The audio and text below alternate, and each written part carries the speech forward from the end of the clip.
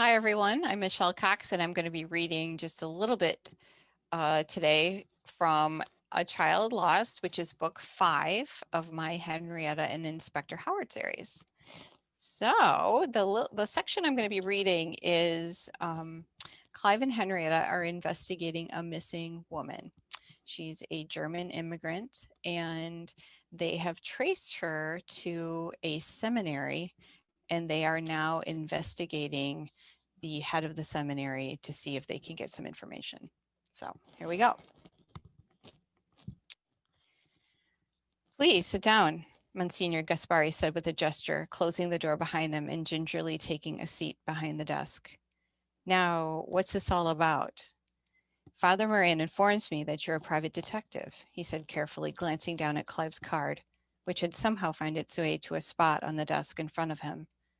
Is something wrong? He asked, his eyes piercing each of them in turn. He had an air of shrewdness about him that reminded Henrietta of her grandfather. No, no one's in trouble, Clive answered. It's a very simple matter. I'm sure someone else could have answered it for us, but your Father Moran was quite insistent that we speak directly with you. Yes, Father Moran is very exacting in his duty.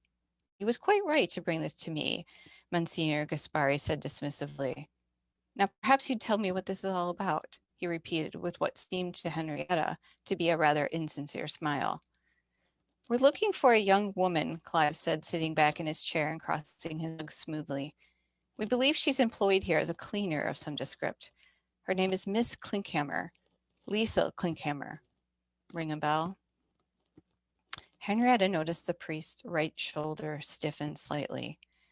He said calmly as he pressed his hands together, the tips of his 2 index fingers forming a steeple that rested against his pursed lips. A large ruby ring adorned one of his fingers, but Henrietta was instead mesmerized by his eyes, as if he could see through people and any lies they might be telling. She forced herself finally to look over at Clive, who, on the other hand, seemed amazingly unruffled by the priest's scrutiny. Indeed, he was returning it in kind. There are a great many staff members, you know, Monsignor Gaspari went on. I'm afraid I don't know all of their names. He gave a small shrug. Cigarette?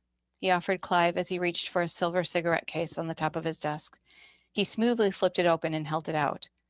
Clive declined the offer with a wave of his hand, and Henrietta watched as the priest took one himself, lit it, and then inhaled deeply. You might recall her, Clive said. German immigrant. Not much English, apparently. Monsignor Gaspari let out a big stream of smoke through his nostrils. Oh, her? He said slowly. Yes, I do recall her, as a matter of fact. Unfortunate case, he tried to say with a smile. Why is that? Clive asked. She's no longer with us, I'm afraid. But she was employed here. Yes, if we're talking about the same person. Clive gave him a wry look. What happened? Monsignor Gaspari inhaled again and sat back in his chair. She was working here for quite some time, I believe, and then she suddenly became ill. Quite seriously, as I remember, fits or some such thing. Obviously not something we are adept at unraveling here, so after one particularly bad episode, we called an ambulance to take her to the hospital. Which one? Clive asked, his eyes narrowed. Probably Victory Memorial, he said blankly. I'm not really sure, to be perfectly honest. And then? I don't know, he said, inhaling. She didn't come back. She didn't come back? Didn't you find that odd? Not really, Monsignor Gaspari said, flicking some ash into an ashtray perched on the side of his desk. Happens all the time. It's quite commonplace, actually. For a staff member to go to the hospital and never come back? Monsignor Gaspari looked intently at Clive with his piercing gaze. For the staff to quit, especially the cleaners. Why is that? Monsignor Gaspari gave another shrug. You know immigrants, always scrambling for something better. Clive let out a sigh. So no one followed up.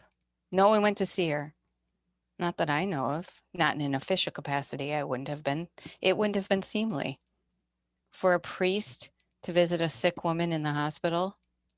For the administrator of a college to go to the bedside of one of the cleaning women, he said, his eyes narrowing as he inhaled deeply.